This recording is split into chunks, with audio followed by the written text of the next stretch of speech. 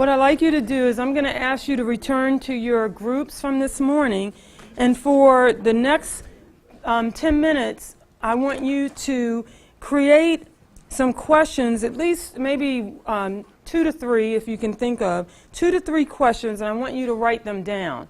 2 to 3, at least 2. Let's just say 2 for the 10 minutes or whatever. If you're really high achievers, 3. Okay, so, which everybody here is, of course. All right, so, and then we'll have a large group process. So I'm going to assign this group over here. You all will be the medical group, which is good because Jim, all right, is in a medical facility too. I'm going to ask this group here to be the financial group. You all are a group right here. I want this group back here with Jesse, Lena. You all can be the psychiatric group. I'll ask you all to be the psychiatric group.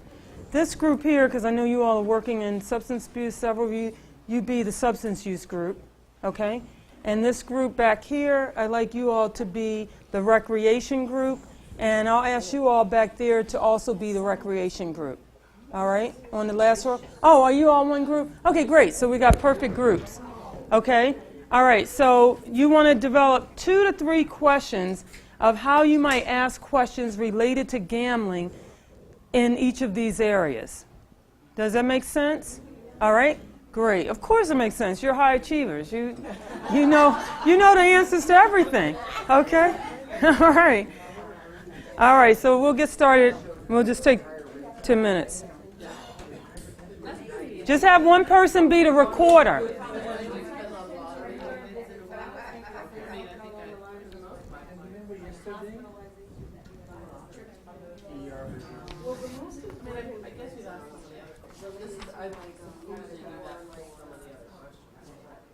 One suggestion or request. When you get to the point where you're talking to them about what they came up with, okay, it'd be really great if you went over and stood like next to them. Oh, okay. I don't care if you roam around. Okay. It's more important to pick their responses up. Okay. I know it's hard to repeat. Okay, that's good. Okay. Okay. So I can move around. Okay. Right here, that mic will pick up Okay. a lot of what they say. And Okay. Same thing for the other ones. Okay, go around. Okay, great. Thank you. That's perfect.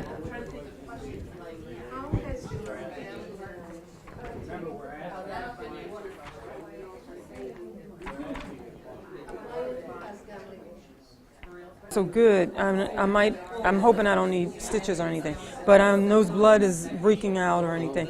Yeah, but thank you. So remind me again where you're working. I work, I'm an independent contractor. Oh, good.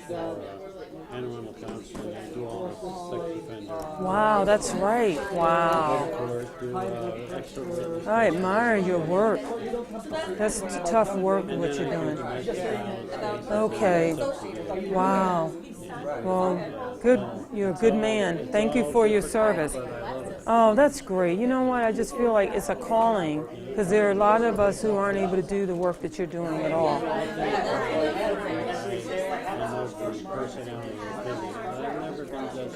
That's great. Yeah, that's wonderful. That's great. Well, good for you. Yeah, not everybody has that gift. Yeah, not everybody has that gift. Well, good for you. Okay, thank you. I appreciate it.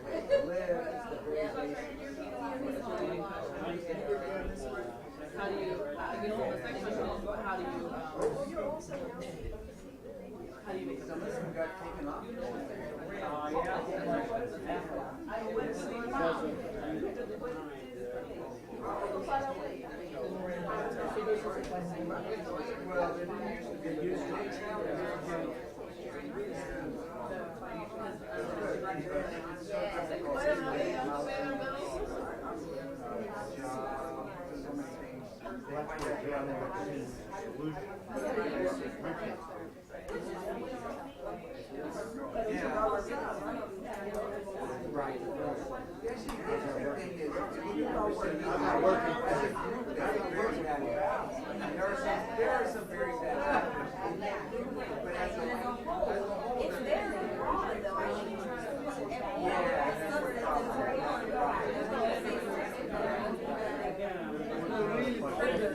But as a general rule, they have a lower stigma rate. They actually are less likely to consider people with other kinds of crimes. But there's a small group of them for whom they'll be offenders. That's the problem. We don't do a good job of identifying those people. Well, I mean, they do have like. Okay, how you all doing? You're done? Okay. Yeah. All right, we'll take one more minute because I know a couple of groups are still finishing.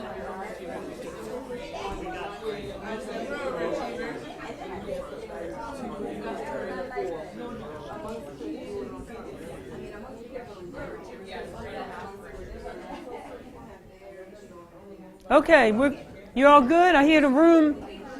The voices are getting quiet. That means that we're finished. Okay, let's get started. All right. All right, so I'm gonna go around room to room so that this is okay. So, Scott, you're good? Okay. All right. So the first group is medical. So if you could read their questions, share your questions. Okay.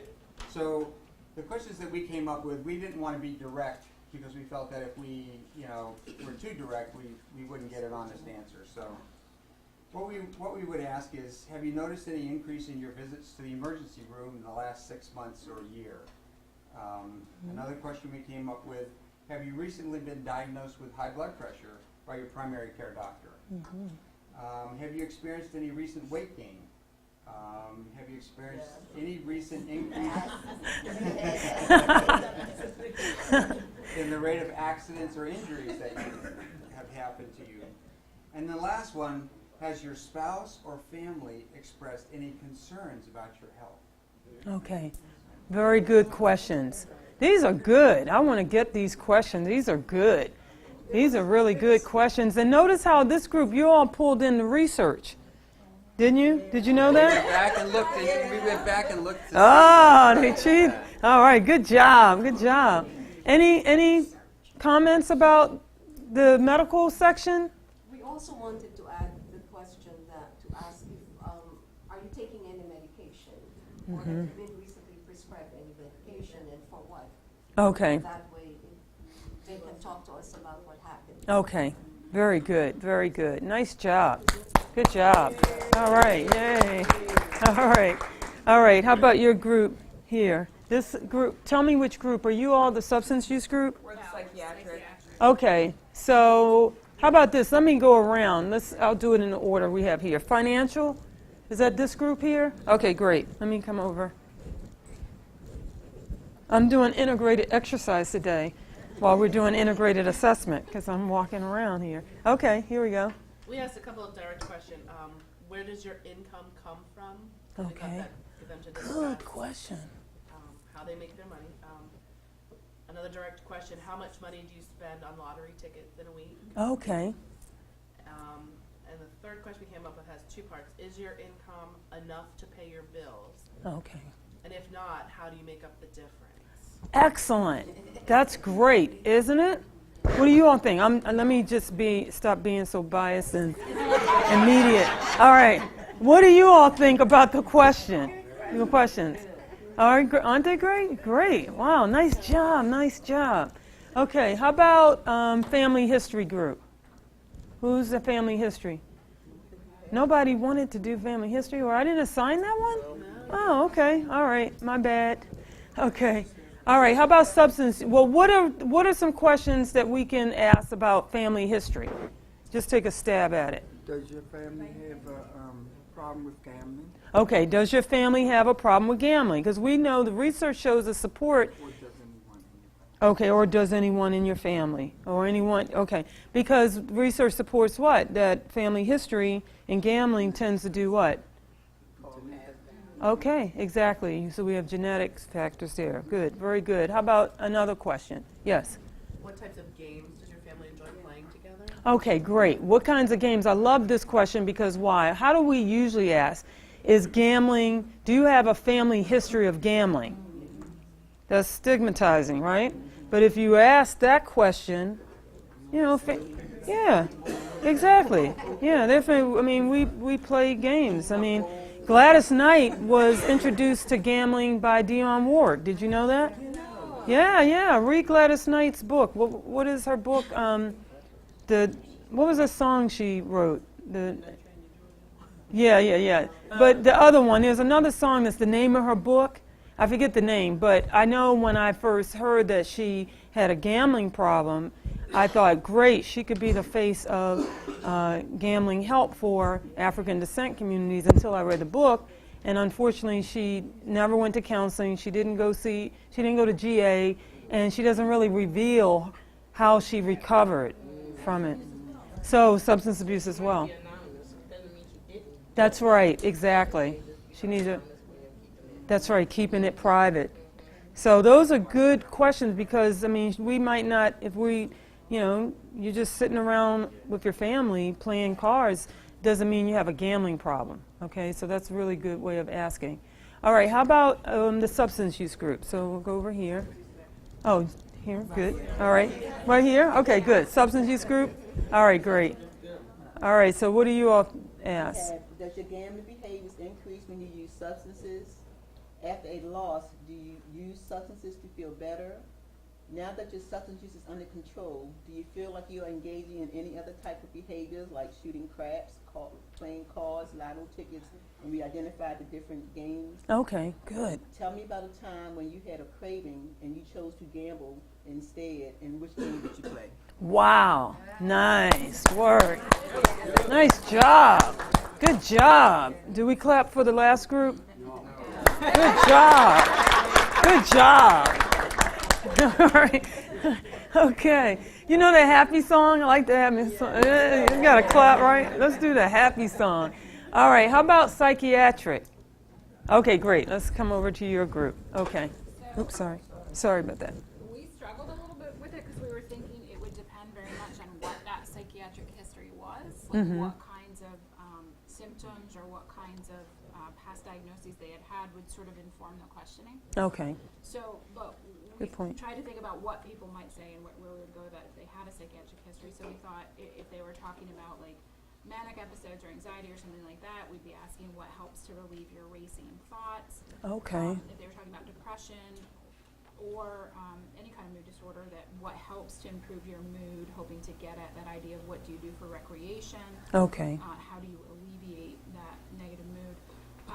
Or maybe explaining to them some people engage in certain activities or games to improve their mood or reduce their anxiety, such as playing bingo, buying lottery tickets, or things like this. Have these ever been activities that you've engaged in to cope with your mood or anxiety? Great, great, great. Oh, all right. Yes, yes. Nice.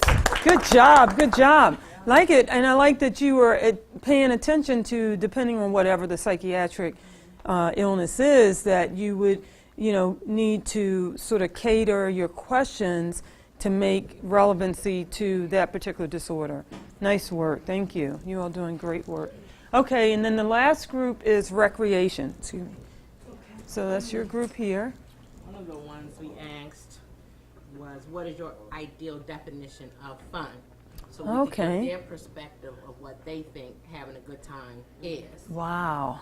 Good job. And then we wanted to know, how do you spend your spare time? Because we may be able to follow up with giving them alternatives to how they spend their time and time management. Okay. And then another one we asked was, have you ever set up a budget or set aside money for gambling activities?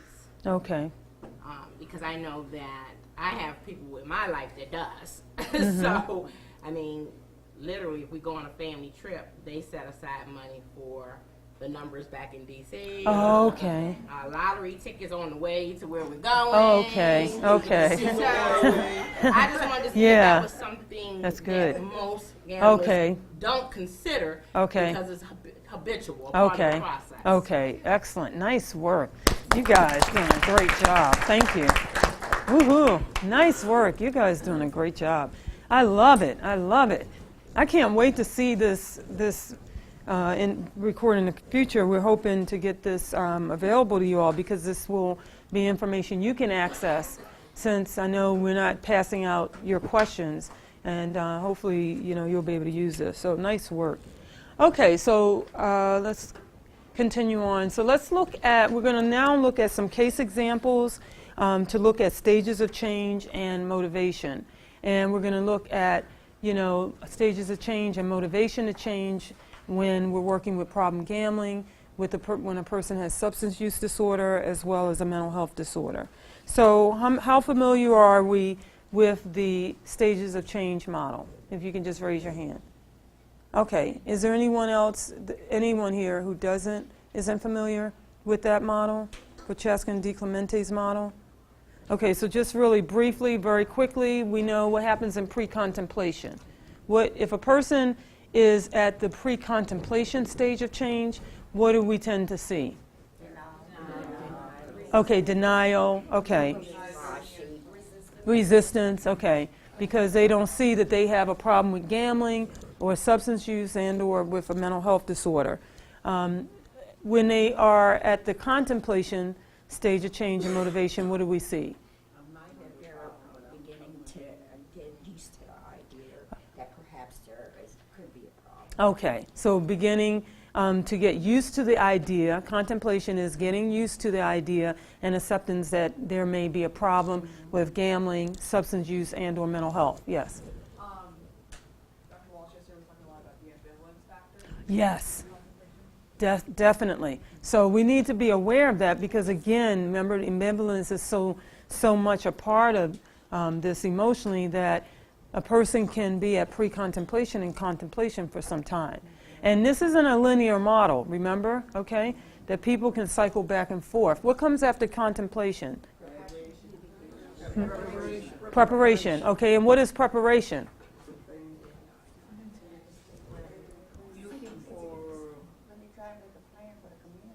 Okay, when you're trying to make a plan for working on the gambling, the substance use disorder, and or the mental health disorder. And then what comes after that?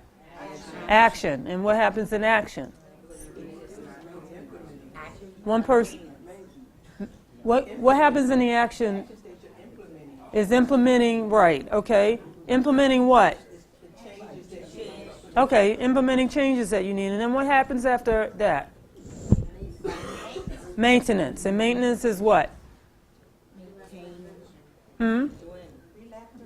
Relapse prevention. Okay. So if for any of us who are going to go for certification in the future, you probably will expect to see, of course, that model on the exam, okay, when you take the National Gambling Counselor exam. All right. So let's take a look at some cases. Here's a case of Charles. Charles is a 34-year-old male in a medication-assisted treatment program. He's been abstinent from opiates on methadone for 4 months. He reports significant cocaine cravings times 1 month. In the initial assessment, he reported only occasional purchase of lottery tickets. However, in the recent group discussion, he stated he's been buying $100 worth of lottery tickets per week rather than buying crack with that money. So in terms of stages of change, when you look at problem gambling, substance use, and mental health disorder, what would you say about Charles in terms of the assessment with stage of change and motivation to likely work on his issues? Well, I think it would depend on how he would answer the question of whether or not he has enough money to pay the rest of his bills. Okay. You know, he sees that spending $100, or if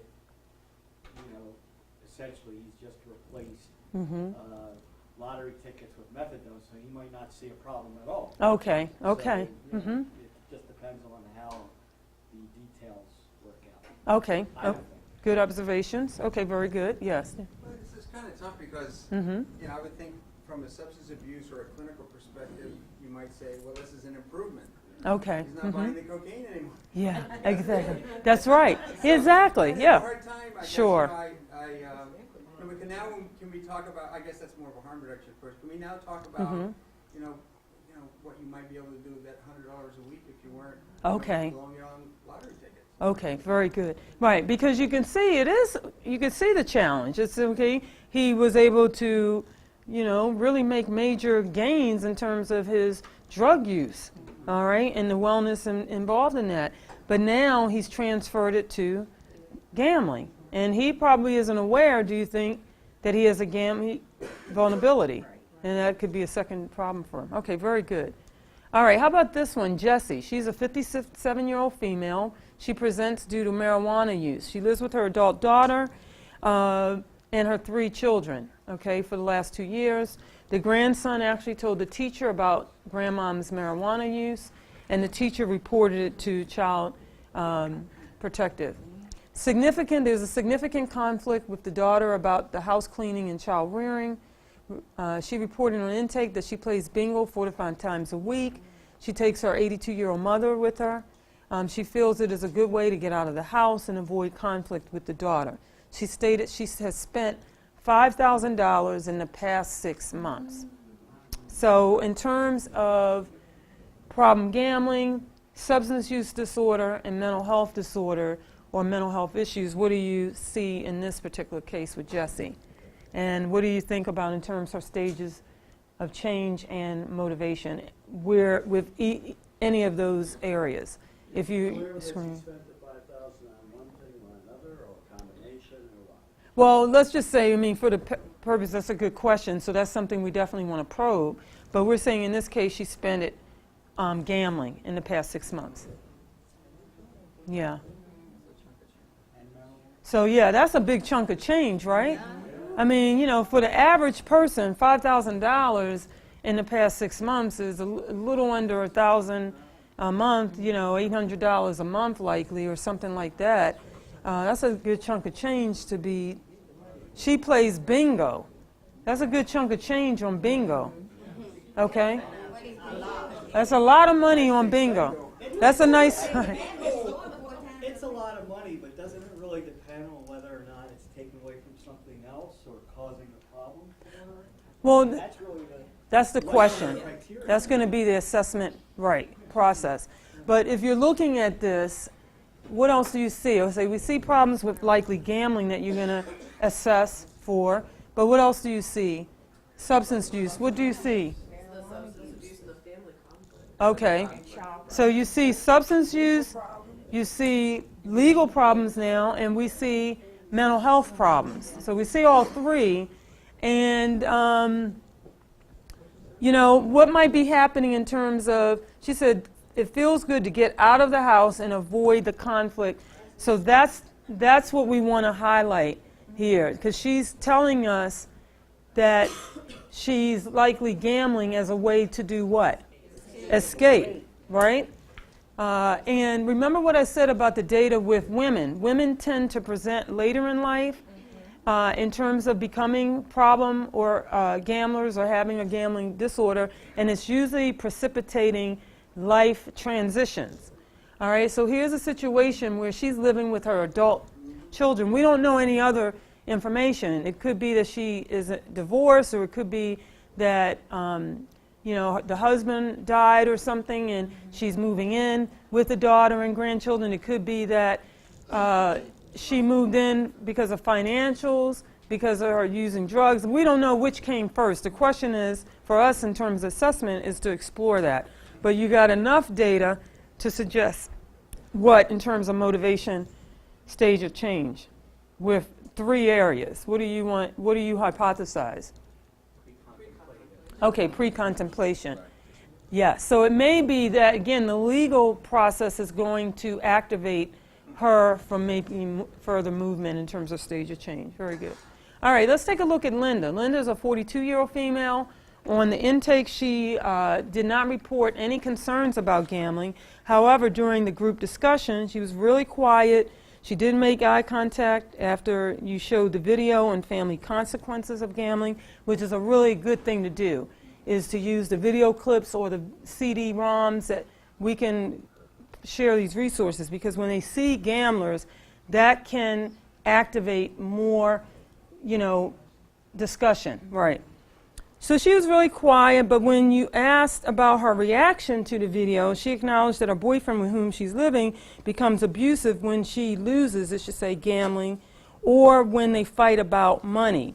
She's been playing the lottery as she thinks winning will be the only way she can get enough money to leave this abusive situation. So in terms of, what do you see in terms of stages of change with any of these three areas? What do you think is happening with her? Okay, in which way? Which area? Which areas? Intimate partner violence. Okay, intimate partner violence. Okay, which is a mental health challenge for her now. And what could be happening in terms of, what is the gambling being used for? Okay, a way out. It's a financial strategy for her. She's not seeing that, do you think, as a problem? She's seeing that as a realistic escape plan. All right? So, you know, this wasn't a gambler situation, but I had a Christian woman. She was an African-American woman who had 2 children. The daughter had finished college, was living outside of the home, and then they had I think they had a 10-year-old son together, an 11-year-old son. The husband actually was a minister, and she was the victim of intimate partner violence. And that's not, you can imagine in Christian communities, people are not talking about, or faith, religious, spiritual communities, they're not talking about intimate partner violence. You know, they're not talking openly about that. And so she, in the counseling when she came in, she said, what I want to work on is I need a plan to leave my husband. And because he's a minister, you know, I'm not getting a whole lot of support. When I share with folks what I'm experiencing, it was emotional abuse. And she's like, nobody really believes me, but I don't want my son to grow up thinking that his father is a healthy male model for him to replicate. And so the adult daughter was aware of the plan. But her plan that she needed me as a counselor to help her with was to create an escape plan. Now that's a healthy sort of way of creating. She didn't gamble, but some folks, she had a good paying job, and she actually used the treatment process, the counseling work, to save money, prepare emotionally without the young son knowing, because the goal was to do what the Colts did back in... All right, this is Ravens Friday, so we know football, right, what did they do? The escape plan in the middle of the night? And that's, what was it, the middle of the night? Yeah. Right, exactly. Yeah, my mother still hasn't forgiven the Colts. All right, so anyway, you know, the husband one day she came home and he had sprayed insect all over the house, on the rugs, everything. I mean, talk about emotional abuse. It was that degree. But anyway, she was able to get an apartment and actually create a strategy of escape. That's not what Linda and many of our victims feel that they are empowered to do, and they need our support. So that's great, the work that many of you are doing with domestic violence and intimate partner violence. All right, good job. All right, Mary, here's another example of this is an older adult who is a 64-year-old widow who has been treated for depression since her husband died. She and her husband enjoy going to the casino together, and she feels relief from her depression when she goes to the casino. She's been going more frequently recently, at times staying actually all night, which she feels is helpful because she has such difficulty sleeping.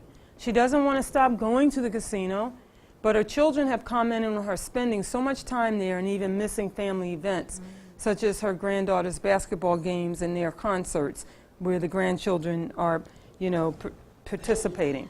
So what do you think is going on with this case when you look at the case of Mary and you look at the stages of change and motivation? Okay, family relationships. And say more about that. She's interfering with family relationships. She's not attending her grandchildren's concerts. Okay. Family events. Okay. Children are concerned. So what we know is that here's the indicator. If gambling is gambling disrupting your regular life roles and experience? I mean, things that you normally do all the time, has there been any change in those different activities or roles that tend to be very important to people because of the gambling? So that's one of the major assessment questions. So, Jesse? With this one, I wonder, how do you make sure that you don't sort of jump on the gambling and totally overlook the grief? There you go. That's right. It's also the grief and everyone's looking at The gambling. That's right. And that's a great, so Jesse said, how do you avoid jumping on the bandwagon and only focusing on the gambling when there's really other issues that is influencing gambling? It's really grief and loss. It's normal, that's right. you're not going to sleep well. Mm-hmm. It's going to readjust and try to figure out how to replace that family member that's gone, and that there are going to be arguments, and a lot of these things are going on, and address that stuff, and maybe the gambling would just kind of go away on its own. So that is your opportunity with the family. So remember, with the family, what we want to do, and we're going to be talking about brief education next, is we're going to be trying to gather some more history about, okay, when did you notice a change with Mary, your mom, and grandmom? When did things start to change? And there's a significant factor. We see a lot of women and men who began gambling as a way to self-medicate grief and loss. And they become depressed and sad. And in her case, that's what you see here. You see a mental health issue that precipitated the gambling, all right? And that's what we want to focus on. Let's get more feedback from her, and then now let's educate Mary and her family, because remember, the family is a client. The family is a client, but educate them around the loss issues and what we tend to see in families when there's been a loss, and how can Mary make a shift in working through her pain with the loss of her husband. I did a grief group, and none of you, I don't think, have attended any former sessions with me, and I know Jesse and Lena, you might have been, I know at the Trinity when we did it a couple years ago, I don't even know if I shared this then, but I used to do a grief group at a church. And I'll ask you this. Let me just describe this very quickly. It started as a 2-week psychoeducation group on grief. And at the end of the psychoeducation, the second session, the people said, well, can we keep this going once a month? And we said, sure. It was a valuable opportunity because a lot of people this was at an African American church, a lot of people who are African descent they aren't going to see a counselor because they have cultural strengths, but they also have a lot of cultural mistrust about trusting professionals. Anyway, guess how long the grief group lasted? Say it again? Okay, still going on. You said this in over years. Actually, it was shorter, but it was 4 years that the grief group took place, once a month for 4 years. Because most of the women, it was majority women who came to this meeting month after month, and the age range was, the average age was probably 64, 65. The oldest woman was, she was maybe around 81. And all of them had lost their spouses. And the children didn't live at home. And these women talked about, for the first time, having to do things like check the furnace to make sure that's working when, wintertime had. One woman, she was married for like 55, 60 years. She said, I never had to put gas in my car. My husband always did that. So losing that partner created a lot of stress for them. One of the women talked about, she was diabetic, and at night, in the morning, her sugar was higher, her sugar levels. And so one question I asked her is, I wonder what nighttime is like for you. Do you find that sleeping is stressful because you're used to your husband being next to you, and now he's not? So it's no surprise that for her, night was difficult.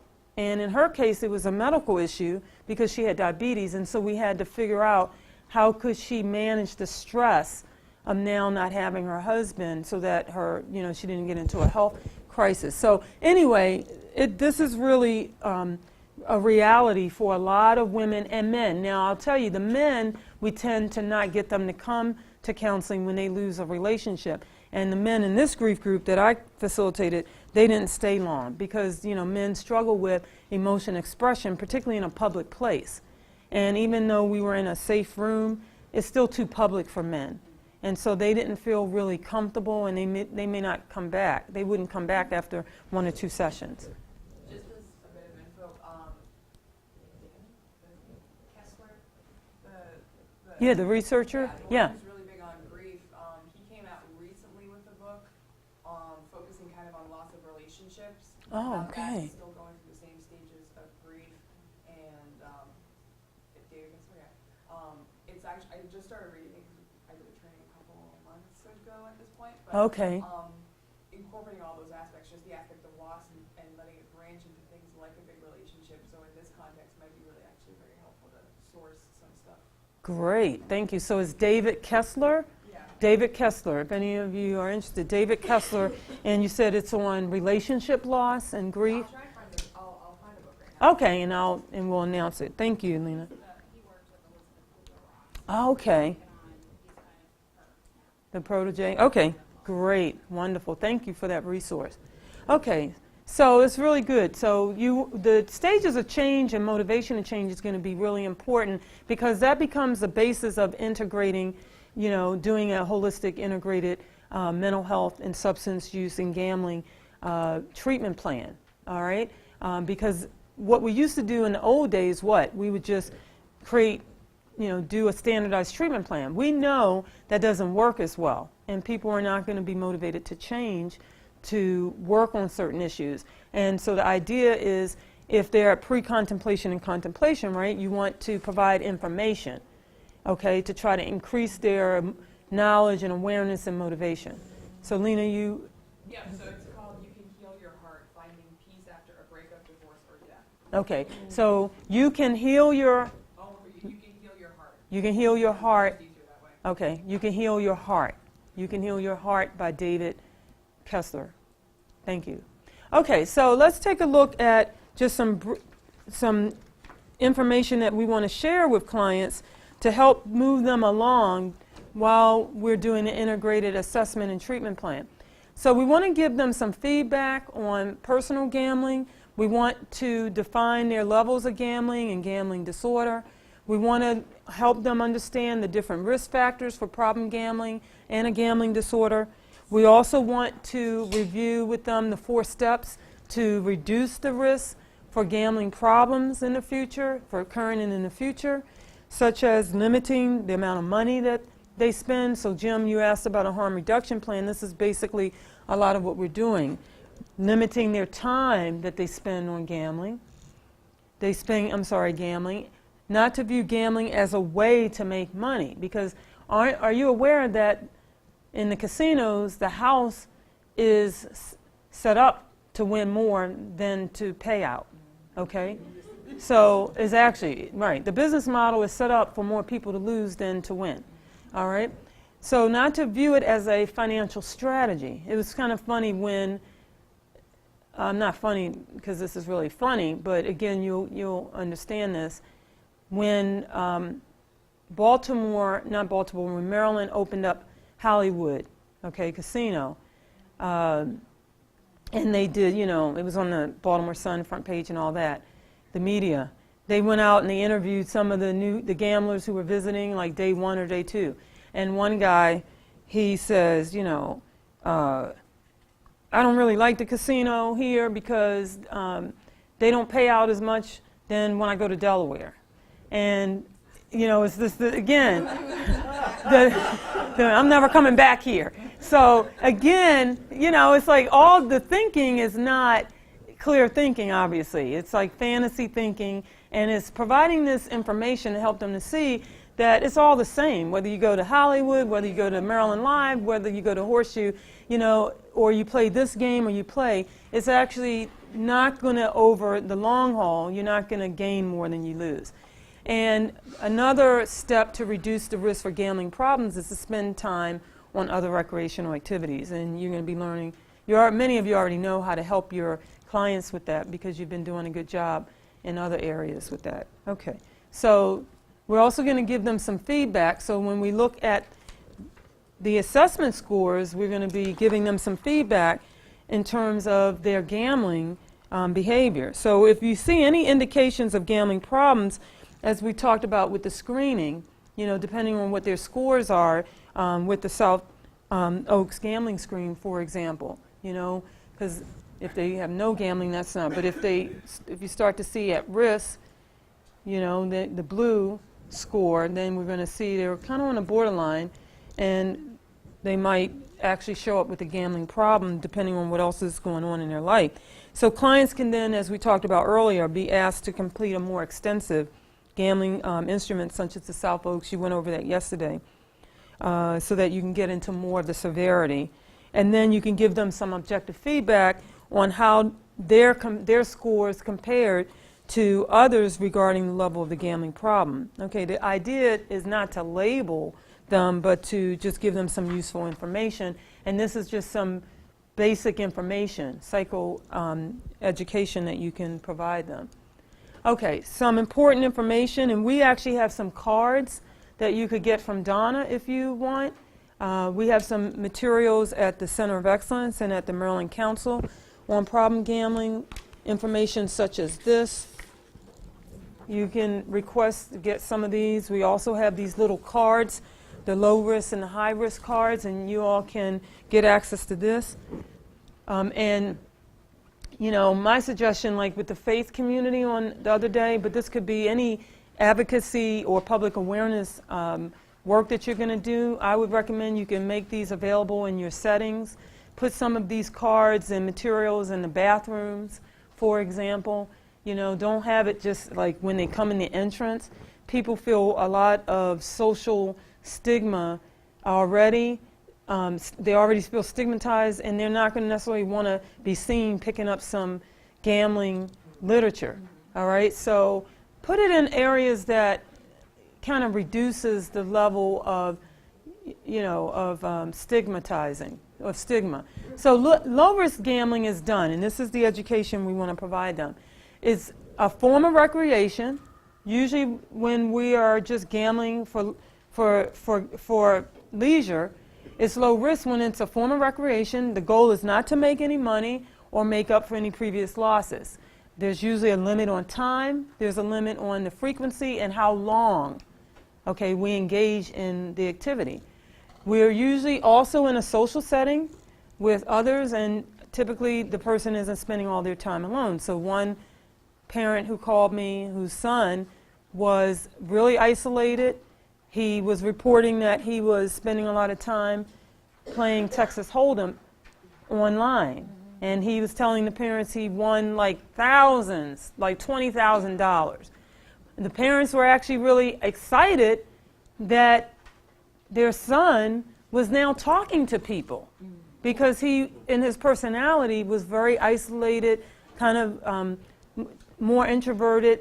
And that's not a bad thing, but they were concerned always about him because he didn't spend time with others. And this young man was in college. And so that was a signal. He was already in his personality, he liked to spend time alone, but he was spending more time alone. So typically when there's low risk gambling, because sometimes you're having to provide this information over the telephone to the loved ones of the gamblers who's calling us, asking us for some support. And you're providing them this basic information too, all right? In a social setting with others, not alone, and with money you can afford to lose, all right? That's typically the signal of low-risk gambling. High-risk gambling are situations when we are coping with grief, like the case of Mary, right? With loneliness, with anger or depression, under financial pressure and stress, recovering from mental health or substance use disorders, using alcohol or other drugs, or under the legal age to gamble. Because we have children exceeding the adult rate now in terms of prevalence gambling. You know, because now with technology, they're getting access. They get access to their parents. If their parents have credit cards, they're lifting their parents' credit cards, and they're, you know, going hog wire with it, whatever that hogwash, whatever the term is. whatever it is, they're getting access, and they're lying. Hog wild? Okay, great. Hog wild. Hog wild. All right, so this is high risk. So this is what we want to provide as brief education. And I'm going to show you, we're going to see a nice song, that the rap that I told you about earlier. We're going to hear it. So the goal is to keep gambling fun and problem-free. Because again, you know, as we talked a lot, you learned yesterday, a lot of people aren't going to see it as a problem. Set a limit on how much time and money you will spend and stick to it. Learn how the games work and how much they cost to play.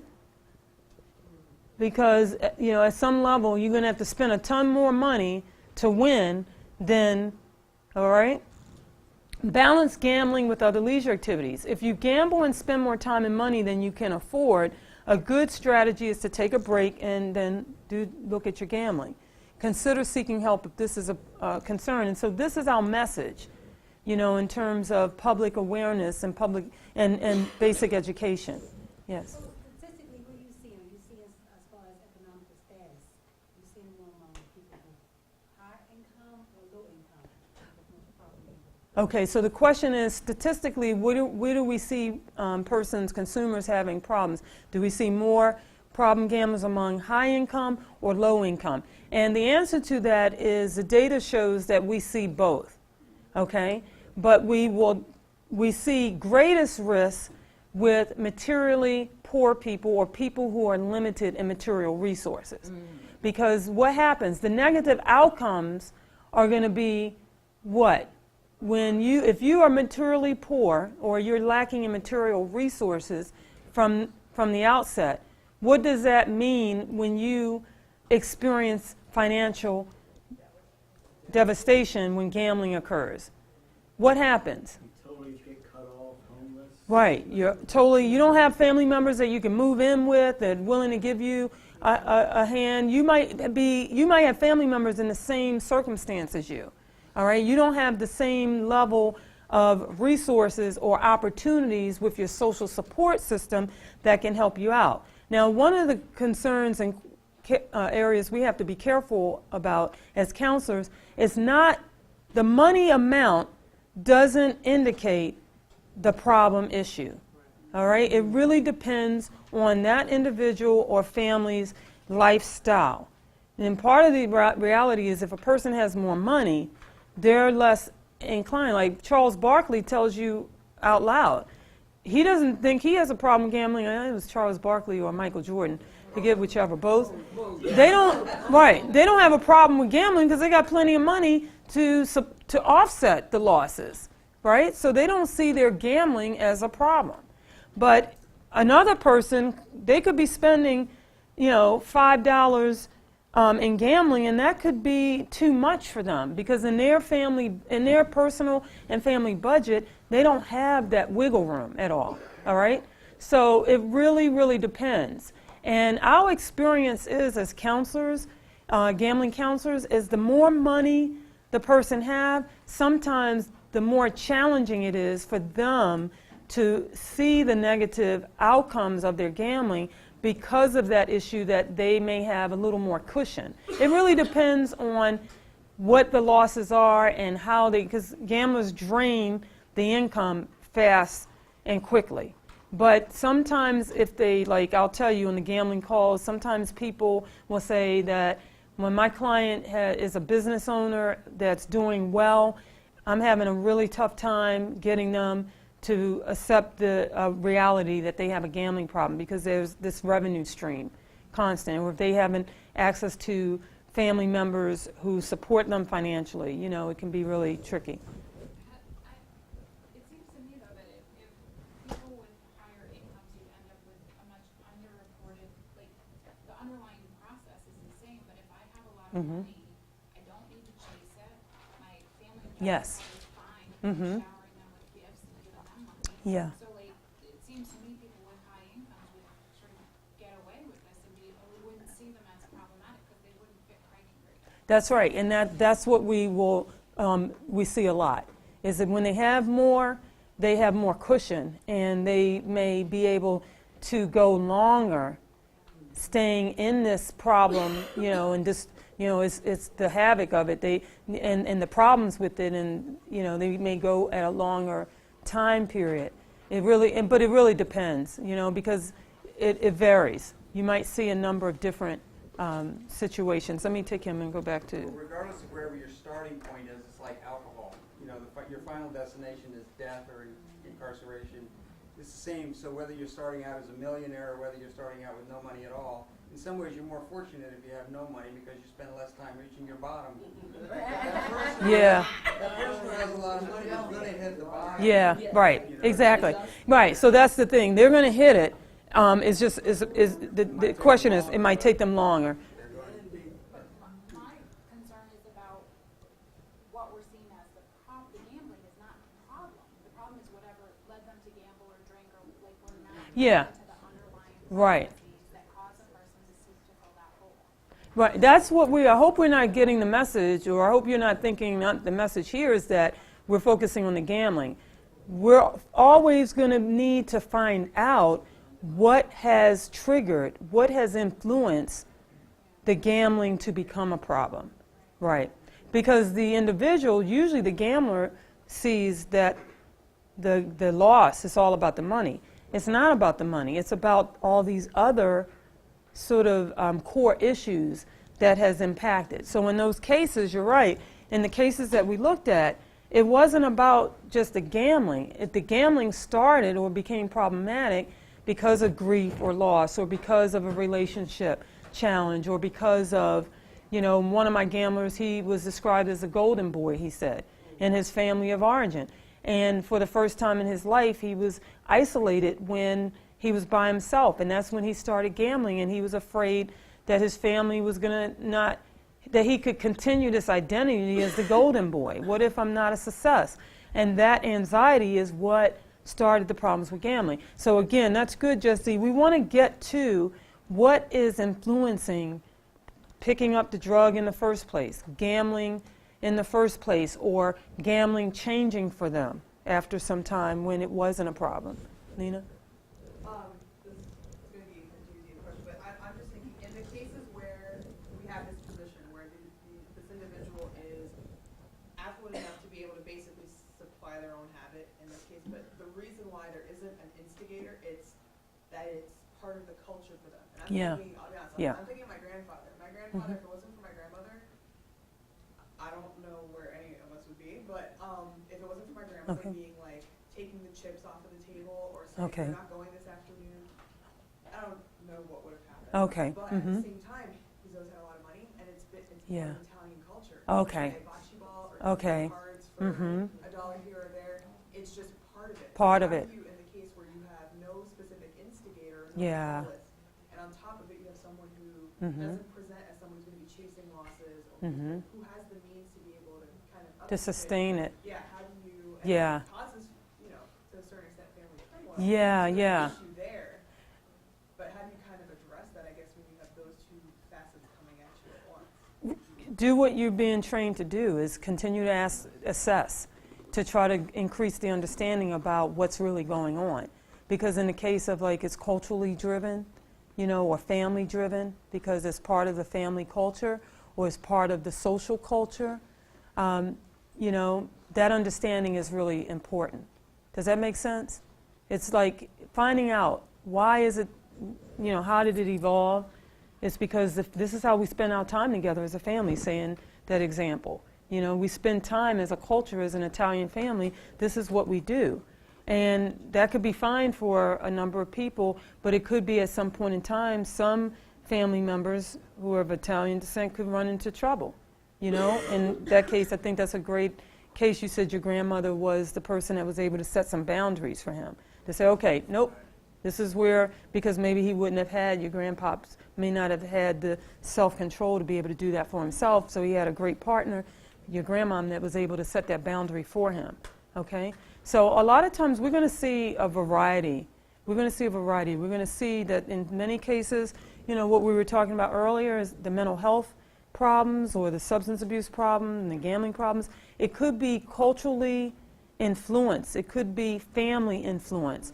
And that means it becomes really a challenge for many people because it's so much of the family culture or so much of the cultural culture that they're not able to, they don't feel like they can do it, they can stop because it's so much of my identity. It's like, okay, what does that mean now?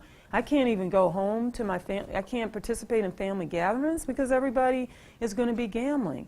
I don't know, that's like what we do. And it will create some challenges in the treatment planning, but we're trained to do it, and you'll be able to do it. It's just taking the time to do the assessment, to gain the understanding for whatever it is, you know, for that particular client, whether it's a psychiatric-driven issue, you know, a precipitant event because of a mental health transition or a challenge that created a mental health. It could be a multitude. It could be more complex because you have a little bit of each of that. Sprinkle of this in it, a sprinkle of that, sprinkle of family in it, sprinkle of culture in it, sprinkle of, you know, could be whatever. There's no one template. That's the thing. I wouldn't even try to present. It's just not that way. And just you all are going to be flexible enough you're so well trained that you'll ask the questions in a variety of ways and don't feel like there's one. That's why one of the problems we had in the field is we had these different subtypes and profiles, but we've had to move away from only using that as the basis because not everybody fits into these subtypes so cleanly and nice and neatly, okay? So that's a really good question and observation you all are raising. Yes, back there, please. I'm looking for differences and similarities between substance abuse addiction and gambling addiction. You're saying that what started the gambling is very important. It can be very important, definitely. Substance abuse, we're not looking at that so much. Okay. So, why or whatever. Okay. Well, and what about genetic predisposition? Is there definitely important. That's part of gambling. So That's the biopsychosocial assessment. What we are doing more and more now, we want to be doing that here. You know, because we now have a lot of brain research, we have a lot of genetic research. We already have the psychiatric, but it's again the holistic assessment, and being informed by that is going to be really helpful. Yeah. Now, what we really want counselors to do, because taking a thorough history, as we know, is really informative, and that's why we do the intake, is to gather that history. But part of that history is to include if you can, a timeline in the gambling as part of, because not everybody starts out gambling and it was a problem.